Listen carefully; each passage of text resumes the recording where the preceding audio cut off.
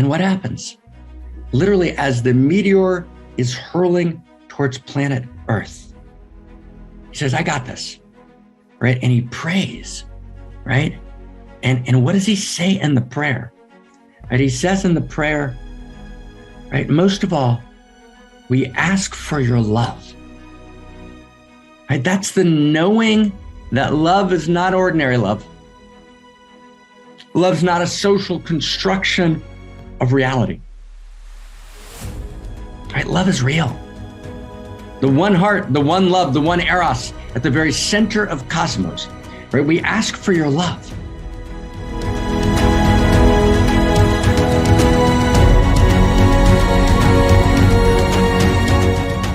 It's so wildly good to be with everyone.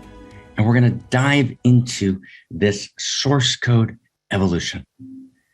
And we got to hold, and I want to just do the first practice here, is we've got to hold the thread. It's so easy to forget, right? We're what, 52, 53, 54 days into the Ukraine. And just do a simple pointing out instruction to yourself. For the first day, 2 days, 5 days, 10 days, you held it. 20 days, we did 4 or 5 full weeks.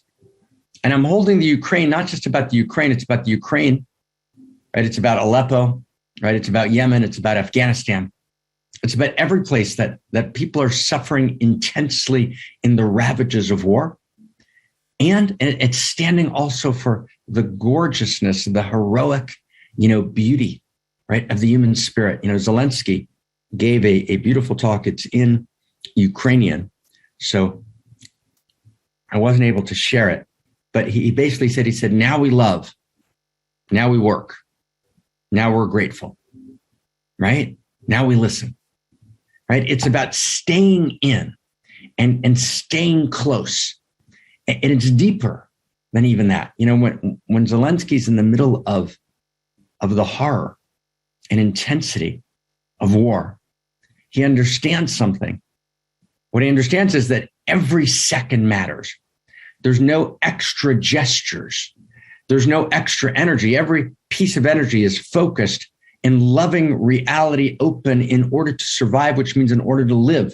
And in Zelensky's case, in order to have value, triumph, the value of freedom, the value of goodness, the value of truth, the value of dignity.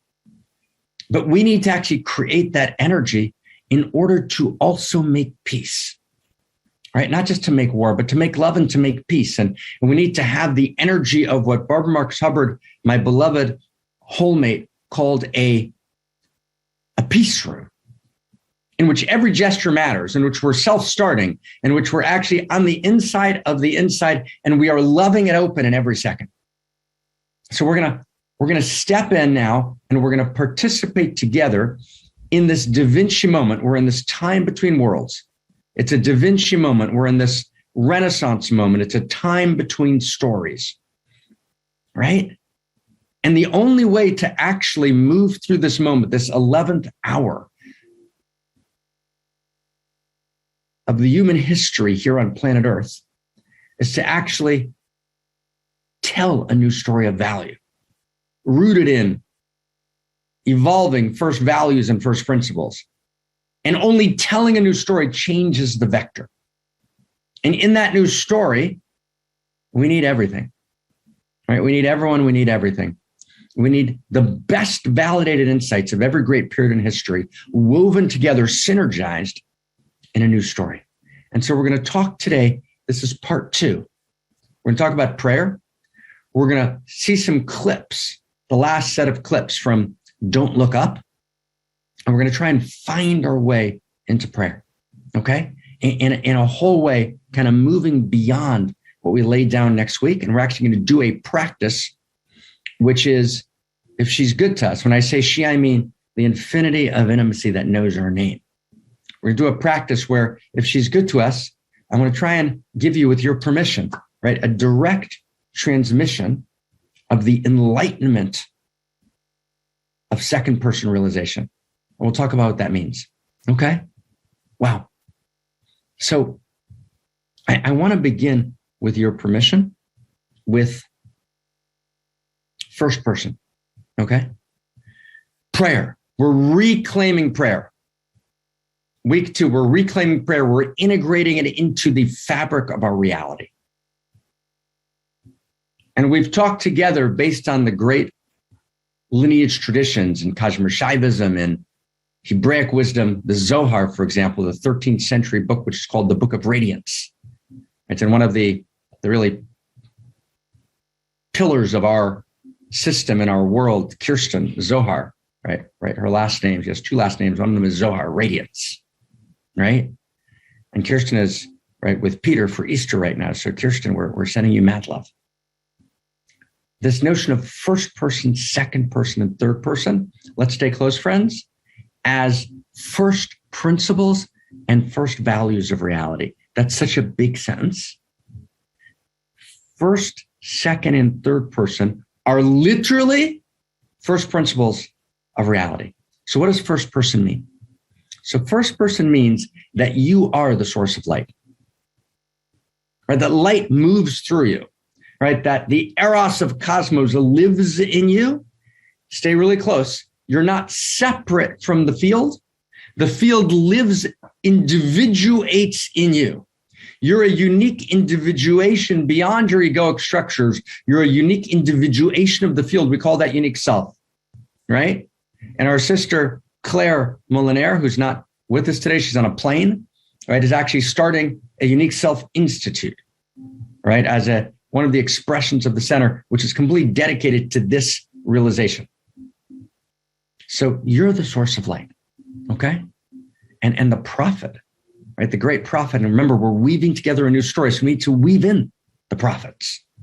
We need the poets, and we need the painters, right, and we need the rogues, right, and we need the artists, and we need the scientists, and we need the prophets, right? Prophecy lives in us. Prophecy is the ability to catch the voice of the divine speaking, embracing, moving through me. And so the prophet, and in the sacred text, he writes, Ki imcha, with you is the light. And it goes like this. He says, for with you is the source of light. Ki imcha, makor chayim, be'orcha nir'eh or. In your light, we see light. For with you is the source of light. In your light, we see light. And it goes like this. And I want to, with your permission, right, and sing it if there's someone with you, sing it to the person next to you. And I want to invite you to just hear reality singing this to you. This is your first person. This is your unique gift that we desperately need. For with you is the source of light. For with you is the source of light. Ki imcha mekor chawayim be'orcha nir'eh or. For with you he is the source of light. For with you he is the source of light. For with you he is the source of light. And if you feel it, write in the chat box, in your light we see light. Hey, everybody, now we're ready together around the world. Hey, for with you, he is the source of light. It's you. Hey, for it's you. Hey, for with you, he is the source of light. Hey, for with you, he is the source of light. Hey, in your light we see light. Hey, everybody now around the world. Hey, for with you, he is the source of light. Hey, for with you. He is the source of light. Hey, for with you. He is the source of light. Hey, in your light we see light, right? In your light, we see light. So you are the Christed one. You are Jesus the Christ. And if Christianity got one thing wrong, it got the limitation of Jesus to the Christ. Actually, you are the Christ, says the prophet. For with you is the source of light, right? In your light, we see light, right? You are an irreducibly unique expression of the love intelligence, the love light, the love beauty, right? The love desire of the field of infinity that quite literally, mamash, we say in the original language, mamash, literally, ontologically, for realsies, lives truly in you, as you and through you. And as such, you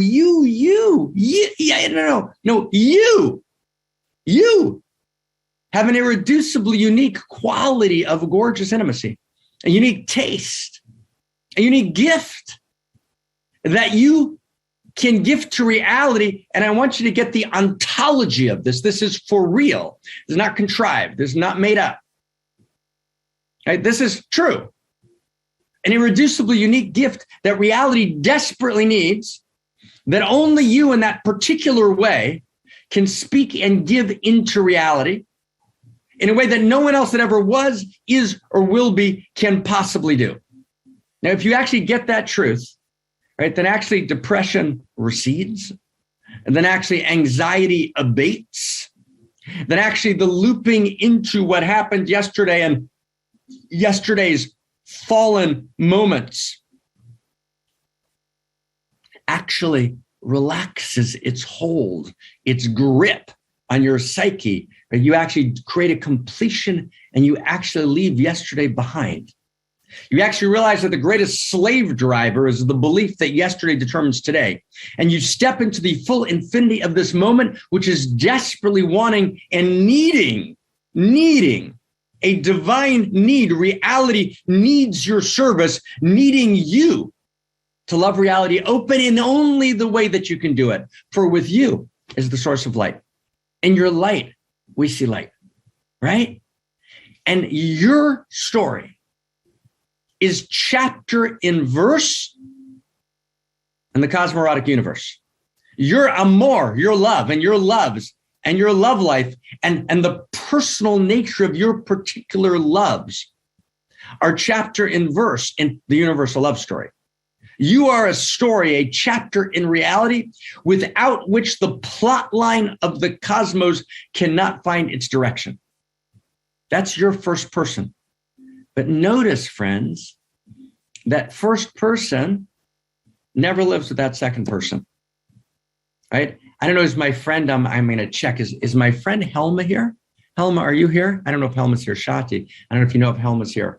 So I'm going to ask, Helma, are you here? I don't know if Helma's here, my dear friend from Holland, but I want to share with you something that Helma and I were talking about the other day. We were studying, okay? I just want to share with you something. And Helma, this is for you.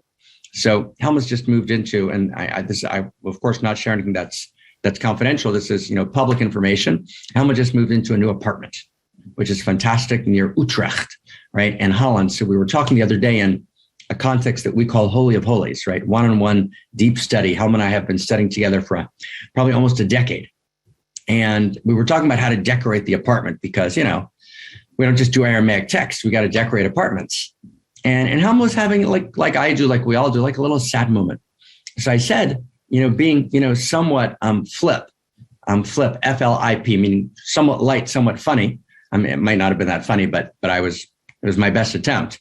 But I meant it seriously. I said, Helma, reality loves you so much that reality actually sends you a rabbi, right? A rabbi who's now a post rabbi, or now a rabbi, priest, imam, hanging out, friend, spiritual friend, right? And that person's me, right? To actually meet with you every month for the last decade to kind of do what we can to kind of be together and to love together and to study together and to find our way together.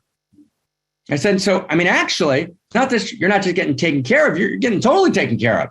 And as a matter of fact, reality loves you so much that I was actually living, in the Middle East on a particular life trajectory, right? And reality shifted my whole life trajectory. Everyone with me, right? Reality shifted my whole life trajectory, and my entire biography changed in order for me to be able to, go to Salt Lake City for a while with my dear friends, Michael Zimmerman and Diane Hamilton, who's a Zen teacher, and lived there for a couple of years. And then Diane, right, was friends with this guy, Ted, right, who was living in a place called Vanuatu, right, in Holland. And Ted was partnered with this woman, Shahat, right? And so I then came, are we watching this, everybody? Then I just came, right, to the festival, right, to the first event.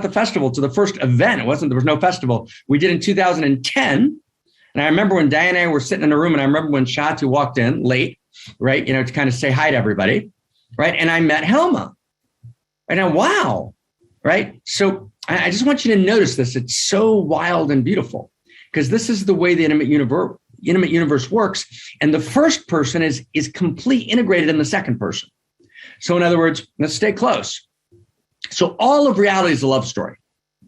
And first person means that every person's unique story matters infinitely, right? It matters infinitely, incandescently, right? Unimaginably, right? And any other adjective you can think of, throw in the chat box, because I'm out of adjectives. So anyone have any more adjectives in the chat box for how much this matters? Give me some adjectives. Totally. Give me a totally. What else do we got? Urgently, wildly. Help me out. Right, there we go. Exponentially. Thank you. Anybody else? We need a couple more adjectives. So freaking much. There we go. We got chat box. Thank you. When I'm out of a sentence, we're going to have to do this together. And by the way, parentheses for a second, everybody. The chat box matters. When I do dialogues with my friend Andrew Cohen, and Andrew, I love Andrew. He doesn't like people in the chat box. He's trying to concentrate, which I totally honor. That's completely great. That's great. So mad bless that. But here, we love the chat box. Okay. So everybody's in together. We're doing this together. We're a Unique Self Symphony. We're here together, right? This is not, right? There's no sage on the stage here, right? We're in this together, okay? So if I'm missing a word, fill it in, okay? Fill it in. Okay, so here we go. Just watch this. This is so crazy beautiful. So Helma has Helma's personal story and trajectory, right? And that matters so much that God's going to take Mark out of Israel to make sure to talk to Helma once a month. But in order for that to happen, Mark has his personal story, his trajectory. And this dude, Ted, who was born to an industrialist family, in Holland, has got his story, right? And his trajectory. You begin to get it? And then my friend Diane Musho Hamilton, who's the daughter of a lapsed Mormon, right, who's a Zen teacher, right? She's got her trajectory. And Mike Zimmerman, who's the Chief Justice of Utah, his trajectory, right? And then Shahat Kortan, right, kind of her trajectory. And all of those stories have their own independent. We're back in 2010 now, right? We're back in 2010. Right. And that's how we come together. Right. Because actually, and then there's a man named Willem Reich. I'm just going to kind of just expand the story just for fun. And Willem Reich, has a bunch of students. Right. And one of his students starts something called core energetics. Right. Perikos is his name.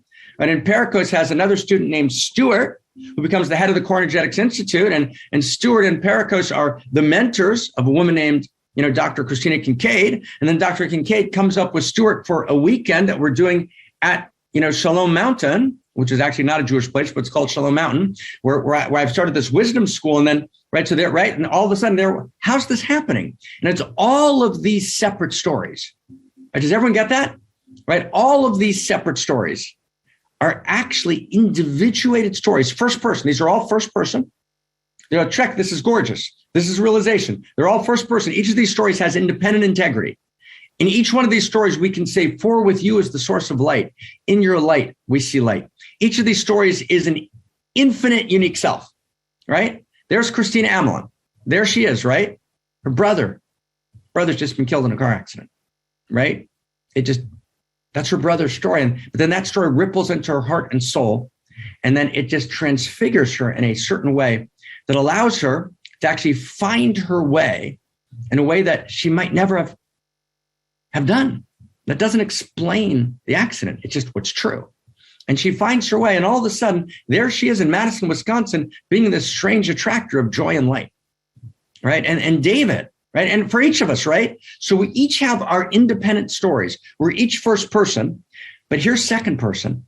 All of our stories are part of this larger love story in which we are all perfect subplots, perfect subplot lines, perfect co-stars in each other's drama and each other's story.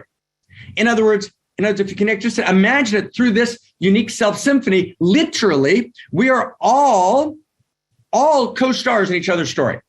We're all part of the actual thread of each other's story. And so while the stories seem to be independent, they're not. They're actually threaded together, right? And the notion that I'm just living my story, which I go to my therapist and I talk about, and I get in these recursive loops, in which I talk about how I've been victimized again and again and again and again, because I actually don't experience the love intelligence moving through my story, and how my story is actually inter-included and interdigitated literally with all those other stories.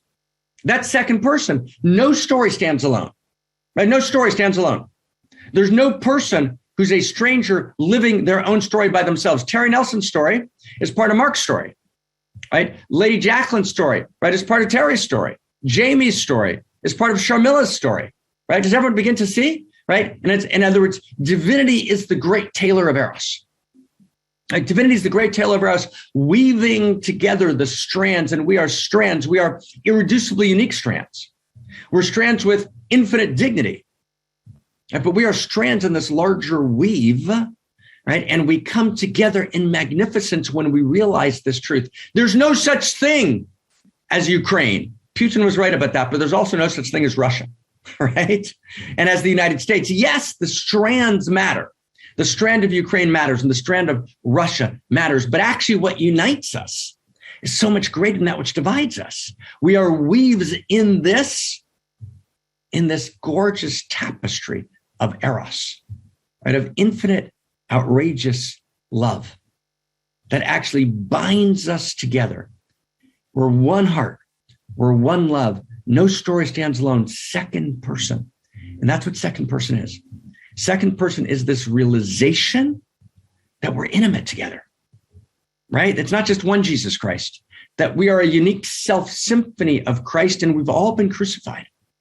Like, who hasn't been crucified? Who hasn't experienced their own crucifixion? Can you tell me that there's one person? And is there one person in this conversation here today? And I want to ask you in the chat box, is there one person here who hasn't been crucified? Who hasn't been betrayed? Who hasn't been hurt? And who hasn't been shattered? Who hasn't cried? Right?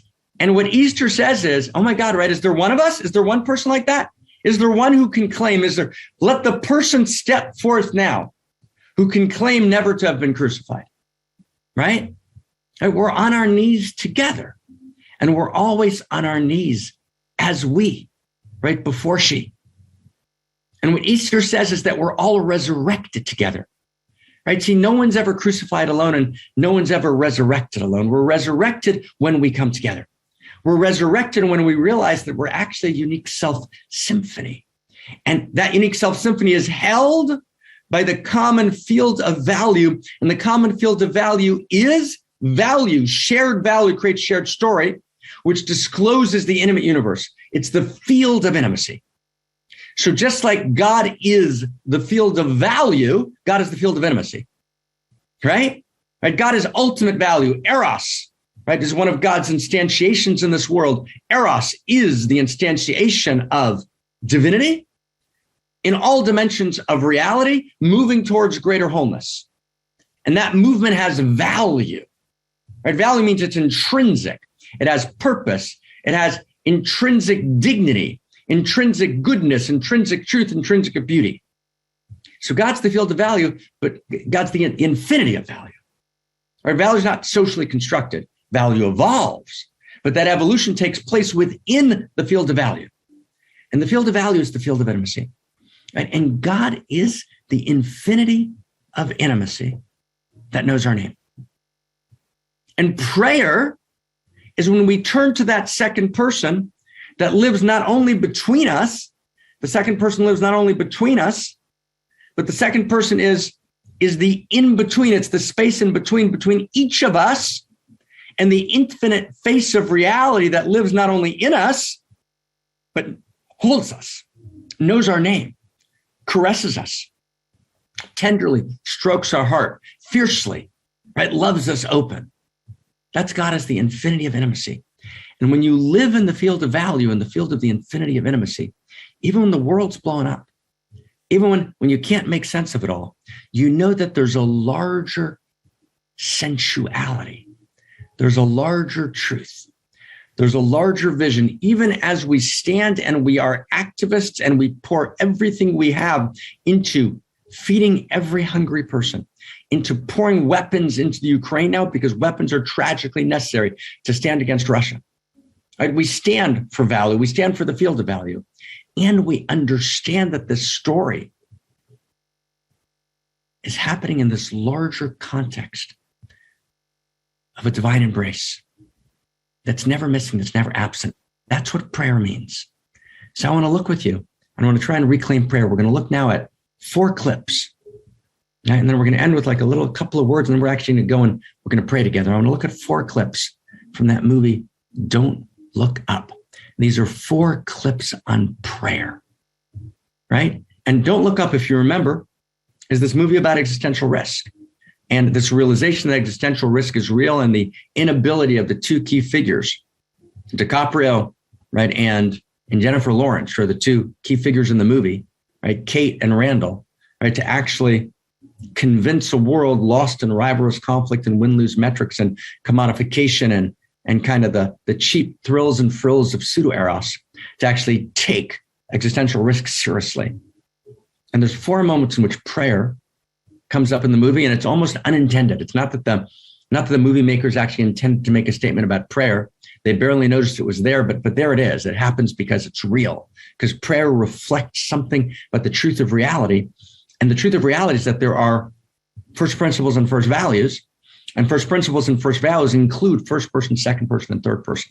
Science is third person, the forces of reality, but not just exterior forces, right? The 4 forces, right? The strong and the weak, nuclear, electromagnetism, and gravity, but the interior forces, the force of eros that drives reality. First person, for with you, is the source of light, right? The first person of reality that lives in me, as me, and through me. Second person, all of our stories are speaking to each other. We're always loving each other. We're always part of each other's story, and we're part of the divine story. We're always speaking into that space in between, being held by the infinity of intimacy that knows our name and needs our service. So let's discover prayer again, and let's reweave the source code. I want to look with you. Each one's about 50 seconds. They're short. We're going to look at 4 clips.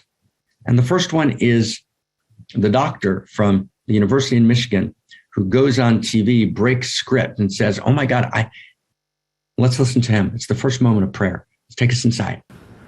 But if there's one thing that I pray that all of you hear from what I have just said, is that all of us.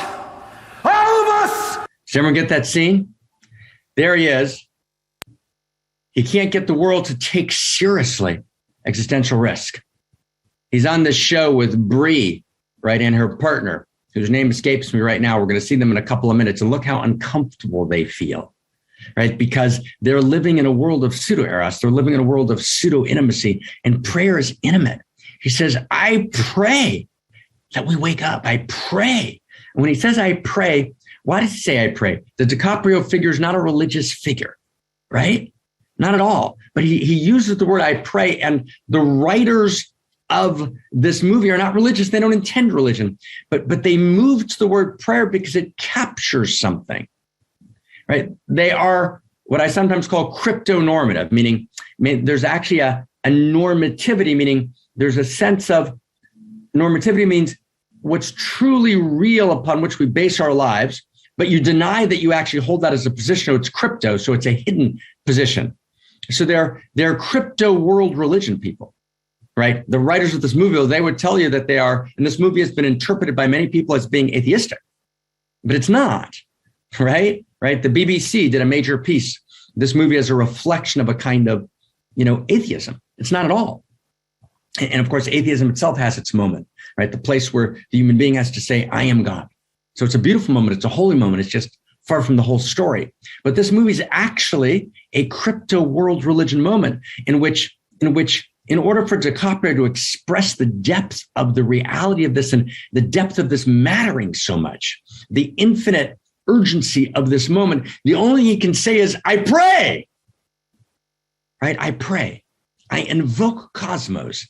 I invoke the field of cosmos that lives in me. I invoke the infinity of intimacy that knows my name and speaks with me. And there's nothing more tragic than to lose our capacity to touch the field.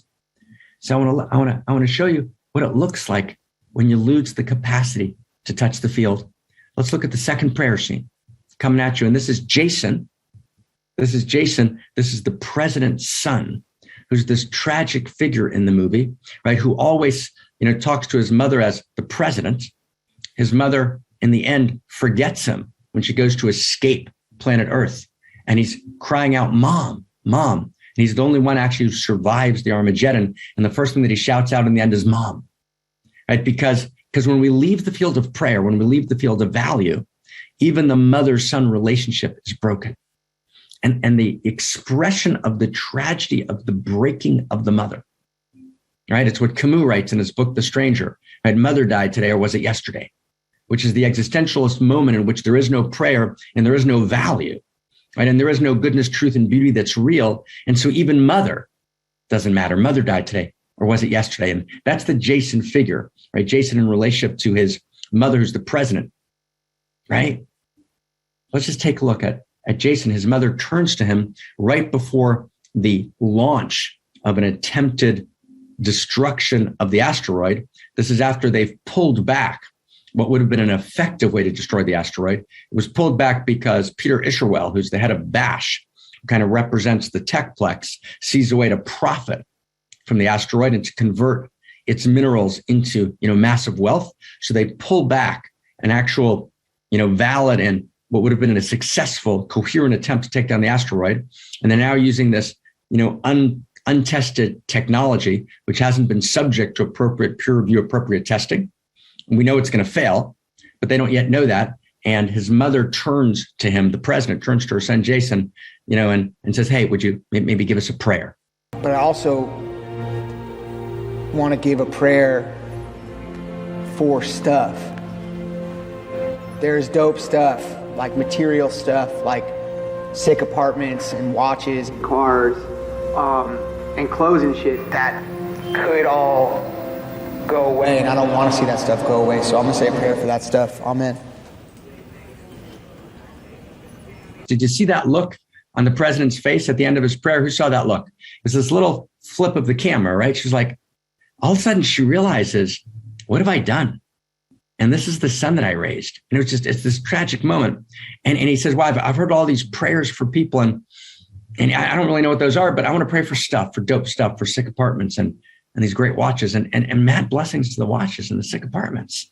He can't quite find prayer when you can feel the field of life. He's dissociated. He's disconnected from the field of life. And he's the expression, right, of a collapse of value at the very center, which would allow Peter Isherwell, right, in his rivalrous conflict win-lose dynamic, to actually make a move, right, for the accumulation of power, which literally will cause the annihilation of planet Earth. Wow. So you can't access the field of prayer. Let's look at a third prayer scene. And this is Bree with her co-star. If someone remembers the name, right, of the co-star, right, then let us know. But let's take a look. Okay. All right. So, right, let's take a look at the third mention of prayer. And 1 second before we turn it on, this is literally at the very end of the movie, right? You can feel the rumbles, right? The comet's about to strike, and Bree and her co-star, right, are in this last, bar where there's no one there, Jack, right? Bree and Jack. And this is the last moment. And this is, what are they saying to each other? Let's take a look. We can fuck or pray or... Honestly, I think I'd just rather drink and talk shit. shit about people. It's an incredible scene. Does everyone get that scene? There they are, Jack and Bree. The world's about to implode. And friends, in some deep way, just can we open our hearts for a second? Oh my God, we're all sitting at that bar, right? We're all literally sitting at that bar right now. And Jack says we can fuck, right? And Ariana, I'm just reading the text. This is Jack's word. I'm reading the text. I apologize, right? And what he means by that is, he means, in other words, like maybe we can find value there. That would be a moment of value. But Actually, when your sexing is disconnected from the field of value, then it doesn't do anything. Or we can pray. And in the great traditions, we actually say that sexing is prayer and prayer is sexing. So, for example, the swaying in prayer is understood by the master, the Baal Shem Tov of the Hasidic movement. We sway in prayer because we're actually engaged, right, in eros, right? Prayer is eros, right? Prayer is, right, sexing with reality, with the infinity of intimacy, right? So they go together, but they're disconnected. They can't access the sexing. They can't access prayer. And what does she say? She says, I don't want to, right? I don't want to do sexing, and I don't want to pray. I don't even know what those are now. Right? All I really know how to do, I don't know how to do eros, right? Right? Sexing is eros in its deepest place, and prayer is eros. It's the field of infinity of intimacy and the conversation in that field. But she doesn't know how to do eros. We've lost our access to eros, so we do pseudo eros, meaning let's drink and talk shit about people, meaning let's place people outside the circle to give ourselves an illusion that we're inside the circle. That's called pseudo eros. That's all I can do in this moment. I can't find prayer. Here's the last scene. Okay, let's look at prayer. Here we go. Okay, right, here we go. Okay, here we go. Right, oh my God. Last scene. Take it slow. Take us inside. But before we start, give us 1 second before we start. I apologize, 1 second. So I apologize. They've all gathered together, all the key figures in the movie, right? All the people have actually tried to warn reality. And there's been betrayals between them, Randall and his wife, and they found their way back after the betrayals, and they've learned to love each other. Right? And there's this young man, right, who falls in love with Jennifer Lawrence, right, who's kind of this street kid, and now they've kind of fallen in love with each other in the last moments of time, and the kids and everyone's gathered around literally for the Last Supper. And it wasn't intentionally done this way, but actually this is a Last Supper moment. Right? This is a crucifixion moment. Here we are on Easter. This is the Last Supper enacted unconsciously by the expressions of media. This is a Last Supper scene. This is an Easter scene, a Last Supper scene. This is a crucifixion scene. This is when reality itself gets crucified. And what do you do when you get crucified? And what do you pray? And what's the text of the prayer? We're going to start it from the beginning. Easter scene, crucifixion scene, right? Prayer scene, our fourth prayer scene. Take us inside. Dearest Father and Almighty Creator, most of all, Lord, we ask for your love to soothe us through these dark times. Amen. Amen. So friends, what happens in this last scene? We're at the Last Supper, and culture didn't even notice that it just wrote a new Last Supper scene, right? Wow. And what happens? Literally, as the meteor is hurling towards planet Earth, he says, I got this.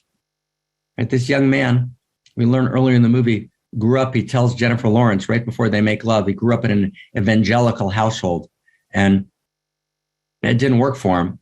But he said, but I found my own way there. And so he says, I got this, right? And he prays, right? And what does he say in the prayer? Right? He says in the prayer, right? Most of all, we ask for your love, right? That's the knowing that love is not ordinary love. Love's not a social construction of reality. My dear friend, Kathy Brownback, right? We were studying the other week. We've been studying for a decade or so.